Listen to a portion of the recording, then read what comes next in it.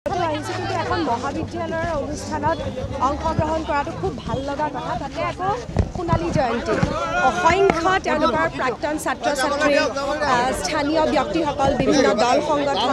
সকলোৱে একগোট হৈ আমি যেতিয়া আহি পাইছোঁ তেতিয়া দেখিছোঁ ফিল্ডখনত যেনিয়ে চাওঁ তেনিয়ে বিভিন্ন ৰঙৰ সংস্কৃতিৰ একেলগে পৰিভৰ ঘটিছে কোনোবা ফালে কোনোবাই বড়ো নাচি আছে কোনোবাই বিহু নাচি আছে কোনোবা নেপালী গ্ৰুপ এটা ৰেডি হৈ আছে ৰাস্তাত আহি থাকোঁতে দেখিছোঁ ঝুমুৰ নাচিবলৈ কোনোবা সাজু হৈ আহিছে এনেদৰে মই ইয়াত আহি জানিব পাৰিছোঁ আজি টংলাত যিমান স্কুল আছে যিমান কলেজ আছে সকলোৰে পৰা শিক্ষাৰ্থীসকল আহিছে এই বাৰেৰহণীয়া সাংস্কৃতিক শোভাযাত্ৰাত অংশগ্ৰহণ কৰিবৰ কাৰণে আৰু মোৰ এই অনুষ্ঠানত উপস্থিত থাকি খুব ভাল লাগিছে এতিয়া মাত্ৰ আৰম্ভ হৈছে আপোনালোকে দেখিছেই যে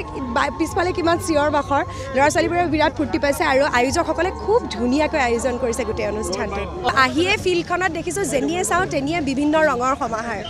কোনোবাই গামোচা লৈছে কোনোবাই আৰদাই লৈছে কোনোবাই কোচ ৰাজবংশীৰ গামোচাখন পিন্ধি আহিছে কোনোবাই দখনা পিন্ধি আহিছে কোনোবাই ঝুমুৰ নাচিবলৈ সাজ পিন্ধি আহিছে গতিকে বিভিন্ন ৰঙৰ সমাহাৰ ঘটি আছে আৰু এনেকুৱা ধৰণৰ অনুষ্ঠানবোৰে আচলতে গোটেই মানুহবোৰক আৰু চপাই আনে